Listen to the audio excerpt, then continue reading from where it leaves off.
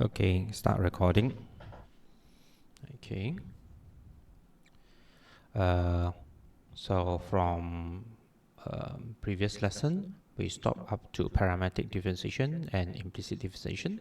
So okay, that will be all the everything from the differentiation topic, but there will be some additional things that we need to discuss about the differentiation.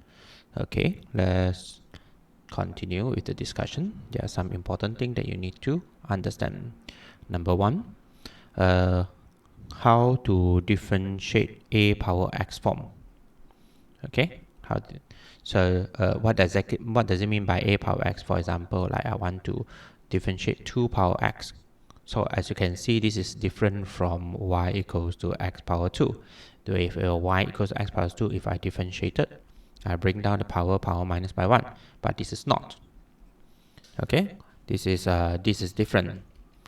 Okay, this is different. So how do we actually do this differentiation? We actually use the rule from implicit differentiation. Okay, first of all, we do it like this. Let y equals to a power x. Then after that, we ln both sides. Okay, we ln both sides. So, sorry, I forgot to write the ln both sides. Okay, then after that, I ddx, ddx, ddx. Okay, so on the left side here, you have a different alphabet. So we change them into the same alphabet. On the right side here, okay, x is a power. So we can actually bring to the front as x ln a. And ln a now is just a number. Okay, so therefore, after differentiated, I have 1 over y dy dx equals to differentiated x. So ln a is just a multiple. So I only left with ln a. In the end, you have a dy dx equals to y ln a, which is same as ax ln a. Okay, so you have these kind of questions. So in other words, uh, dx of 2 power x, it can actually give you 2 power x ln 2 as your answer. You shouldn't memorize this as a formula because there are different variations of the questions.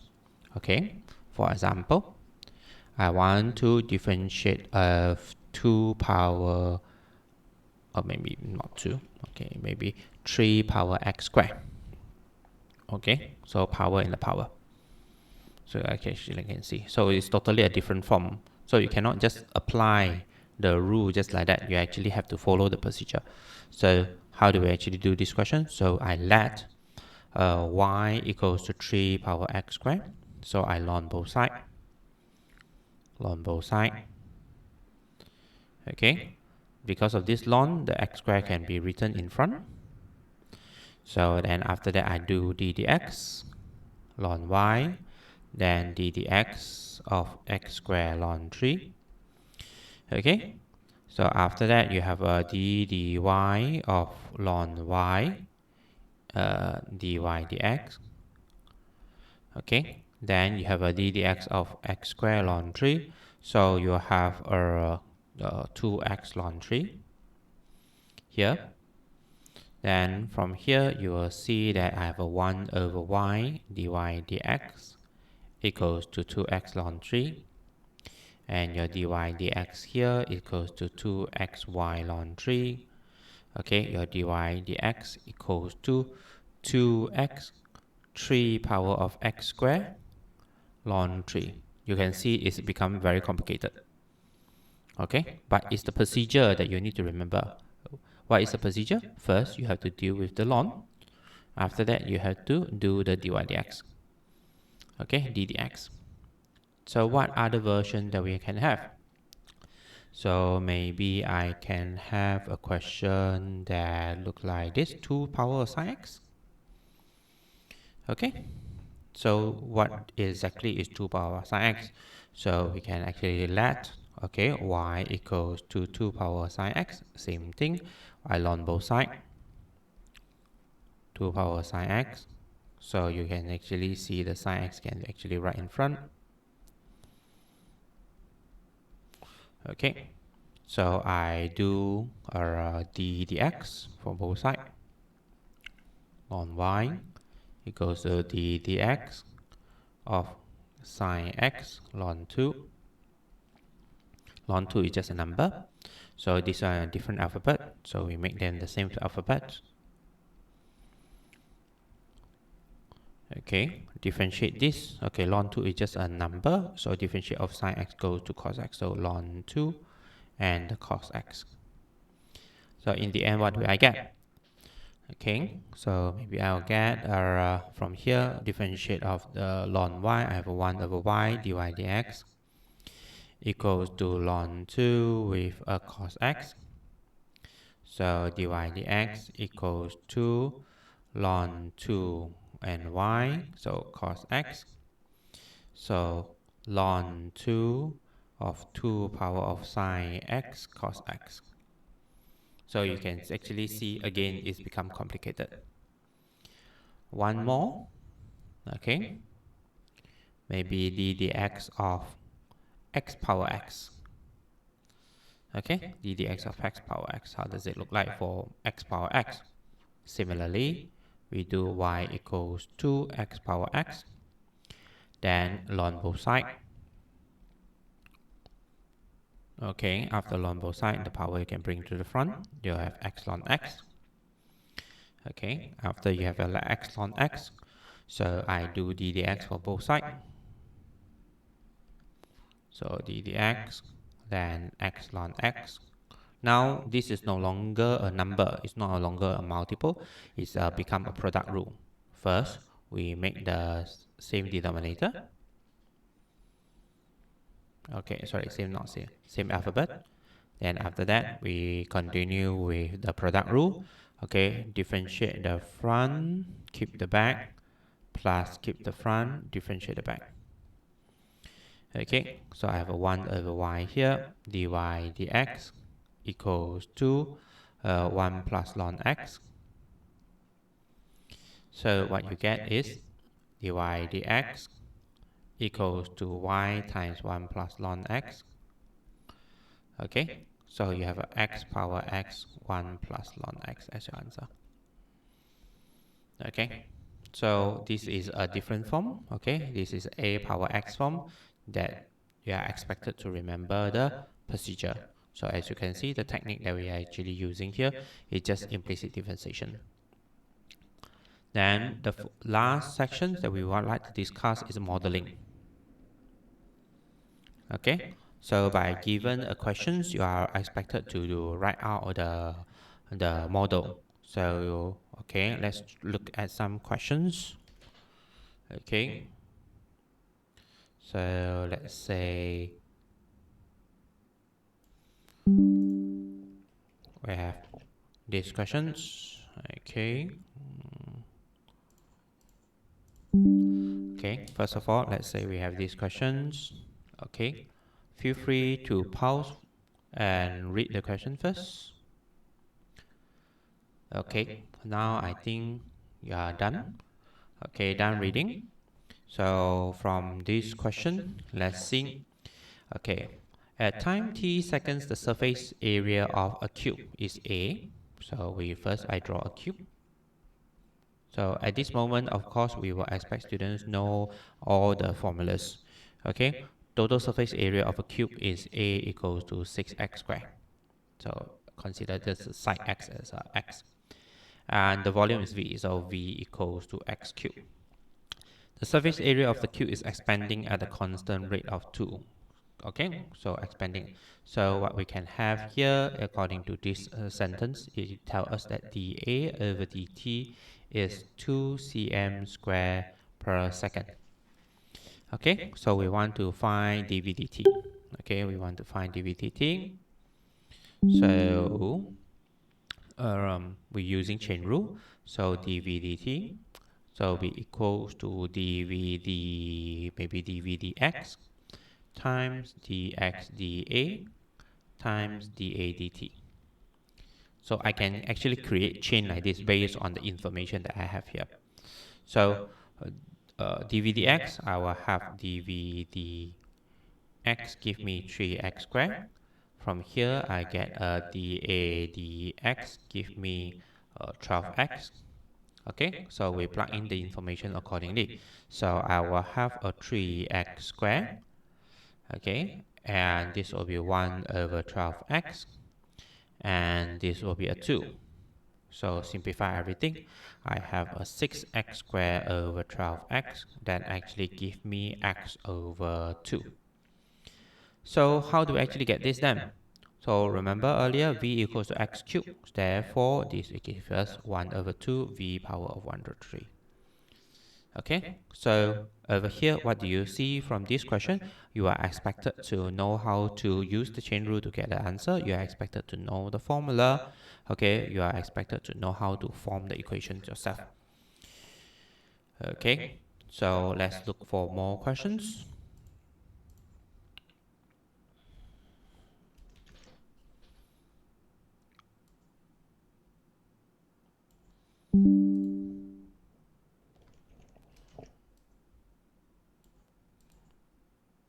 Okay. Again, take a moment to actually read the question. Okay, so I believe you are done now.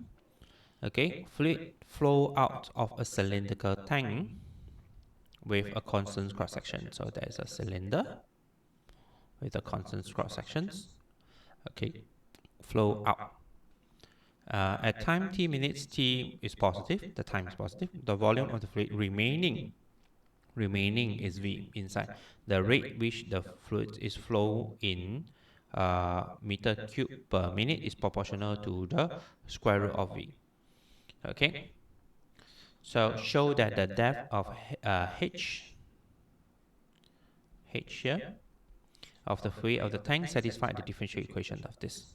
Okay, so it says that the V dV dt is proportional to square root of V. So negative square root of V. Negative, why is it negative? Because it's flowing out, leaving. Okay, so that means I will have a dV dt equals to negative of lambda square root V. And V, okay, equals to pi r square h. But they say that's constant cross sections, so that means this pi r square here is a constant number. The only variable that is changing is the h. Okay, so the question want us to find dH dt. So okay, so I want to find dH dt. According to chain rule, I can do dH over dV times by dV over dt. But I need dH over dV. So from here, I have a dV over dH give me pi r square. Okay, so this one will give us 1 over pi r square because it's a constant. So dV dt here is a negative lambda of square root V. Okay, so I will have a negative lambda square root of pi r square h over pi r square. So if I rearrange them properly, everything in a nicer form, I have a lambda square root of pi r square over pi r square square root of h. You'll see that this entire thing here is just represented by a value k. Therefore, I will get a negative k of square root h. That's how you actually get it. Okay, let's try for more. Let's try for more questions.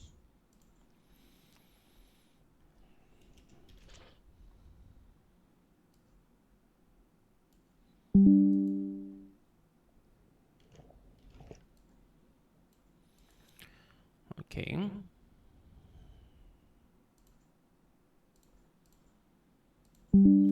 Okay.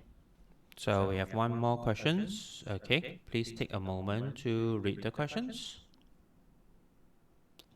Okay, I believe you are done now.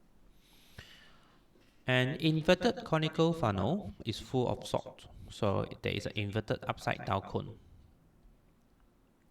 Okay, the salt is allowed to leave by a small hole from the vertex.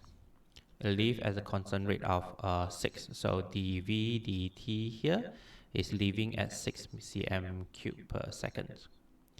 Given that the angle of the cone between the slanting edge and the vertical is 30, so what does it mean from this sentence is that actually telling you that this angle here is 30 degree. Okay, show that the volume is this. So first I need to find the volume. So volume formula for the cone is 1 over 3 pi r square h. Okay, so how does this 30 degree actually related to the working here? Okay, is because of it relate to r and h. Therefore, over here, there is a relationship that tells us that tangent 30 degree equals to r over h. Okay, so tangent 30 is a special triangle. So you will get a 1 over square root 3 equals to r over h. As you can see from the question, they don't have any r inside. So we just write r as our subject. R equals to h over square root 3. Then from here, from this volume, I have 1 over 3 pi h over square root 3 square and a h. Therefore, simplify everything, you have 1 over 9 pi h cube as your working, as your answer. Yes, like this. Okay, next part. Okay, show that the rate of change of the height of the source is inversely proportional to this. So what is the question asking you to do? Show that the h dt is inversely proportional to h square. They want to show this. Okay, they want to show this part. So how do I actually get that? So I need to get the h dt, isn't it? So from here we already know that v equals to 1 over 9 pi h cube.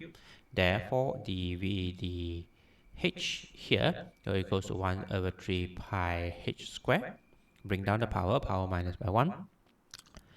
Then I will, okay, there's another information, dv dt equals to 6. So I can now start to construct my dh over dt. So you will get dh over dv times by dv over dt. So dh over dv, so flip them upside down. So 3 pi h square dv of dt is 6.